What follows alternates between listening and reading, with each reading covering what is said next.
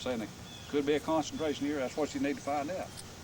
And that's what you're doing. You're getting this laid out so you can fish it on an ideal day. And if you catch fish, you say, yeah, there's a sanctuary depth right there. What if that deepest part is only 15 or 20 feet in a lake?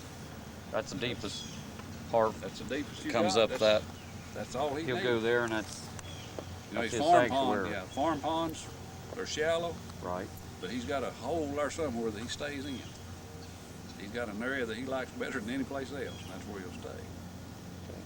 So it's just, you know, if he's got 40 foot here, or if they're 60 foot, that's where he can go. As long as he got a route to get there, it has to go all the way to deep water. Okay, it doesn't have to go all the way to the camp, just deep water. If you got a channel, a creek bed, come through there, you're better off. But in the shallower water pond, it would take 6, 7 stable days for he'd really be doing anything. Yes. In the same way right here now, you think.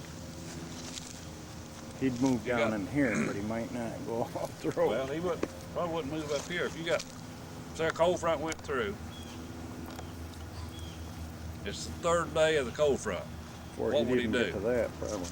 He'd probably, you know, set up a little bit and start moving a little bit. But he'd never come out of that hole, I don't think.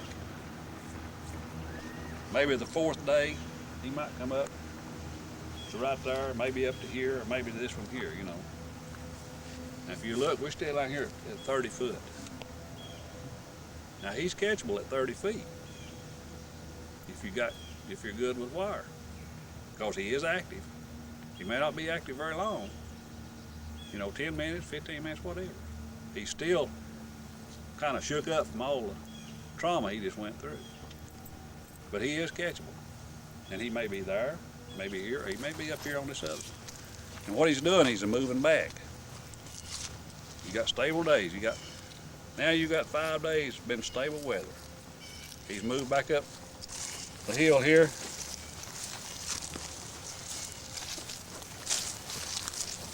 Come on up this break here. That's right. You may come on up this break.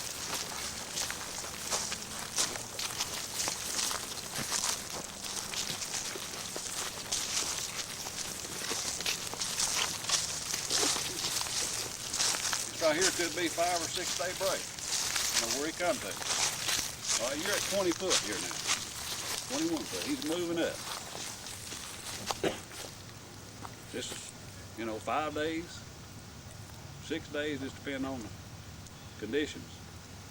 And he could go, you know, come on up in here somewhere on that 6th day. But most of the time, it takes about 10 to 14 days stable conditions to get them all the way back above the 15 feet and beyond that to the shallow. Well, in those stable conditions, a lot occur even if there's sunny days, there's bright Sure. days, after Yeah. 5 or 6 days. Yeah. Cloud cover don't have anything to do with it as long as it's been stable. Well, Cloud Texas cover. can get 30 sunny days in a row, and that's stable. Yeah. For 20 days they can fish good. The first 10 are bad. Yeah. You classify days as being like either constant as far as overcast or bright or constant in barometric pressure. Just a stable weather condition. No fronts. No cold fronts. You rarely get that. So In the summertime you will. Yeah. well, not up home this year.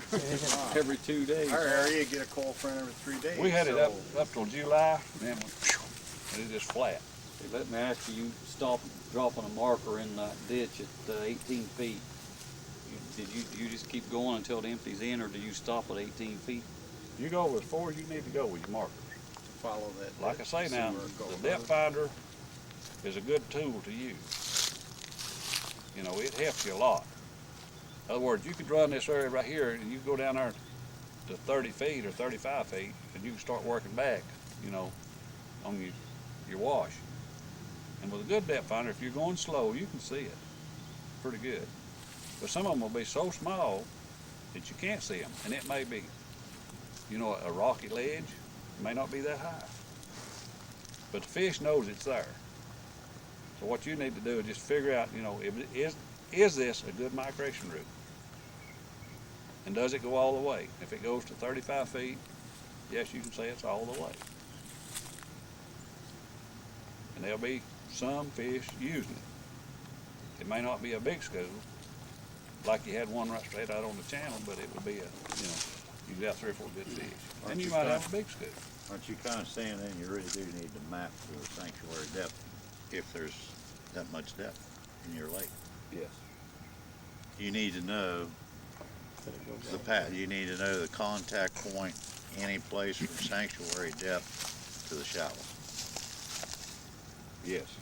That's basically a crooked line, crooked And the reason I, path like this. the reason I say that now, if you're a diehard bass fisherman, when you go up here and you catch a bass up there on that place up there, you can just chase him right on back until he goes back home. I mean, he'll slow down or stop at every one of these spots for just, you know, a couple of minutes, 5 minutes or something. And when you catch him there on 2 casts and you miss, you throw 3 or 4 casts, you don't get one, move down to the next break. If you can find it, you know, just keep moving down the breaks. Now down in Florida, we've chased them, you know, around a great big point. It's like a 1/4 of a mile. And you just chase them around that thing, just catch them, you know, just keep catching them. You just keep trolling. And you hit them here and you miss them, you hit them over here and you miss them and you hit them over here. And you just keep going all the way around them. And all you're doing is chasing them. You can chase them coming up and you can chase them going back. If you chase them coming back, let's say from 15 feet all the way back, do we consider that they're active in all that period? Yeah. And that may take them how long to get back? Different days, different times. It may take them, they may be active for 20 minutes, they may be active for 30 minutes, or may be active for an hour, just depending on the conditions. If you got real good conditions, overcast, with a little breeze blowing, you got a ripple on the water, they may stay active an hour. And you can, you know, just chase them right back. But anyway, they can come up to here, say the 5th day. They've got a choice right here. They can either go that way, or you got another break right here. You got that gravel, that old road bed coming in. That's a hard surface. It's different. You got a break right there. And if you look out through here, you probably used to see an old buggy road. See that edge on that thing drop off there?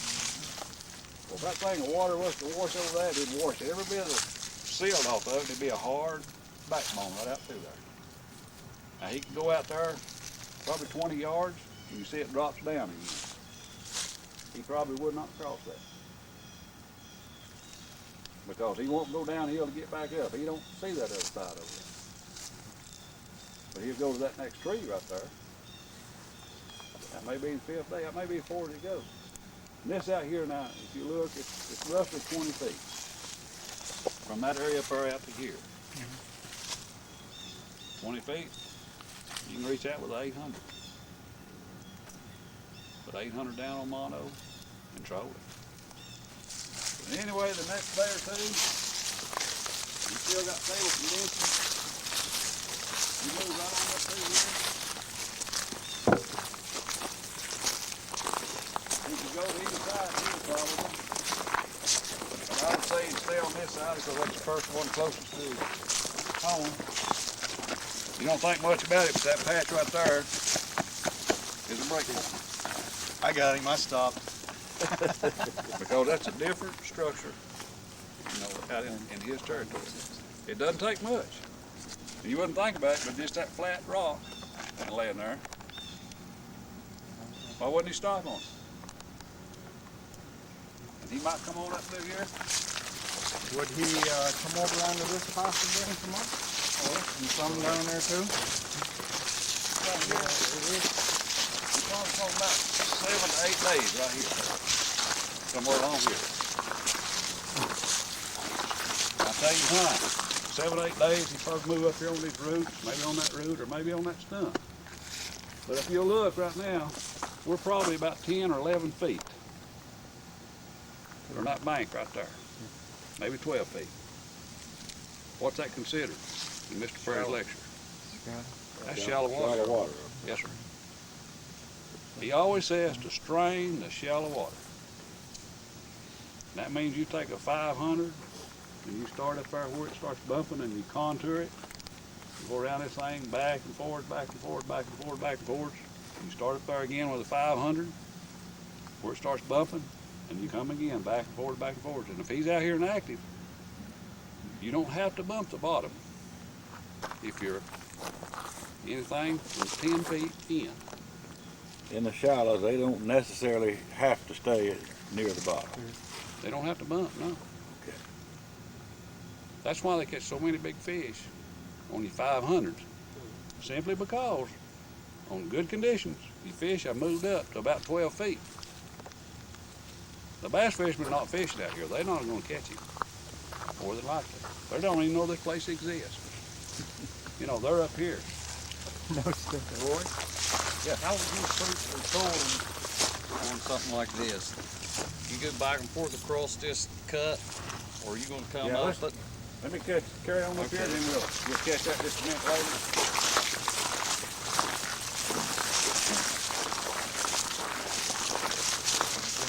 Like I say, now he might even come up on that side, but you can catch him over there too. He'll still be in the strike zone. But when you're trolling this with a 500, going on out to a 250 and a 200, you're not just coming out here this bank and come around and going back. You're coming around here, going way out counter, coming back around here like this, see? On these contours. One over there, and you'll pick that one up right there, right on the end. Bump, and you go out here and you lose it again. You turn around and you go right back. You know, you just do it in steps on contours. Go like this. Or it may come out here and go around that way. You run the contour on this thing.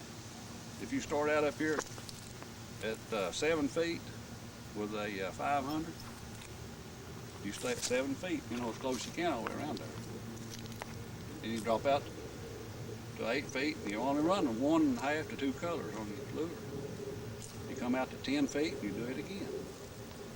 Right on down until you get out to where it will be past 12 feet. At that point, you would go back and start again. And once you do it with a 250, then you go outside of that 12-foot mark. And you go to a 200, then a 100, right on down to a 700, where you're down to 15, 18 feet. This break right here, you got a break line all the way up through here. You got another break right here. You change the contour of the land. This right here is probably about 14 days to get him to here. If you look, you're only about 8 foot. See, and he's going to be, in summertime, he's going to be reluctant to go any further than right here. On the ideal conditions and real good watercolor, you might move on up to that big rock. But that's ideal watercolor is you lose sight of your lure in a foot of water. The light penetration is gone. As far as he's concerned, it doesn't bother him. He can move on up to there. Well, if he's right here, where's your tournament bass going to be? They're going to be up there at that rock. And I'm up there in them trees, up here on that bank. Them, the tournament fish down here throwing in buzz bait. You catch them. Right here is about 14 days of good stable weather. And what Mr. Perry said, now remember, strain the water, especially the shallow water. Now if you catch a fish here, you start your map. You mark your map. You've already got it laid out down here how it goes. You mark your map. I caught a fish right here. Put an X on that. Come back next week, you might catch them down there. You put another X down there. If you start all over, strain the water again next week. Sure. Yeah. Do it every time. After you catch the first fish, then you just start chasing him right back, you know.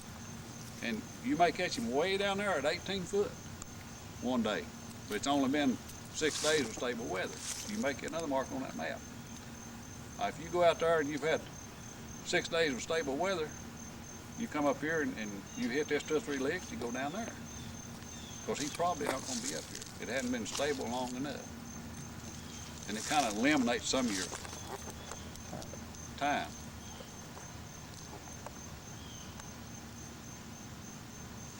And yet, on a real good lake, we got a lot of watercolor. Like some of the lakes in North Carolina, South Carolina, Santee Cooper, some of them, where your water's real dingy looking, you can't see very much, very good. It's a possibility that they would come up, you know, to this big rock. They still got this line right here. Now, this is a hard pan road. That's a mud bank. Remember, this thing, you're under 7 foot away. You been up to breathe lately? Have you been up to get fresh air lately? We're underwater. But this right here got a hard pan road, and then you got the mud bank. So there's nothing there except that difference. It's a hard pan road and a mud bank. But he can tell the difference. And that's his brake line. The dirtier water that they almost have to stay more accurately on that, or they can't see it, right? If the water's so cruddy, they almost have to be right. You know, I figure a bass probably is not looking over 5 foot in his life anyway. Why does he need to? Well, but some of that dirty water, you can't see that far, you know. He was built to stay in the Yeah. water, but you know, he makes it somehow. I don't know how, but yeah, I couldn't say. But I think you're probably right. He probably stays closer to it. So you gotta be more accurate too. This is a good spawning ground here, the gravel banks. It would be a real good spawning area. All we have to do is just come right up there, spawn, and go right back. They wouldn't go down that way. And in the time of doing your trolling passes, straining this shallows, you'd be making circles out there and coming back. And you're gonna figure out in a little while that out there is nothing but a flat. Because every time you go out there, it's the same depth. Turn around point. Yeah, you just go out there, you turn around, you come back. That's all flat. And you know, you can make 2 or 3 X's in there and you say, dang, this ain't nothing but a big flat. There's nothing here. No washes, no creeks. And that's what the depth finder helps you do. You eliminate areas quicker. And if you look at it, it's been underwater, there's no migration route there to bring the fish over here. Even if you had all the trees cut and the stuffs are sitting there, you still wouldn't have one. Because it's perfectly flat with nothing there. Now, if this had been a farm and there's a fence road out through there with a cedar tree grown up every 3 feet, and they'd cut them off at the top of the fence and just left them sitting there, yeah. You might do it, same thing, or just go. Right over to the brake line. Yeah, come off the deep water. So that's why you say, was this a farm? You know, is there something out here that's different? Is there something that they left? Is there something out here that I can't see? Where would it be? Would just the fence row be enough in itself if there weren't no trees? Just the posts being, they were 10, 15 foot apart. I wouldn't say that, but if it'd been plowed and had a hump up in it, It had hump, yeah, but and you can tell that with a depth finder. You know, Yeah. you can see a little hump in it. still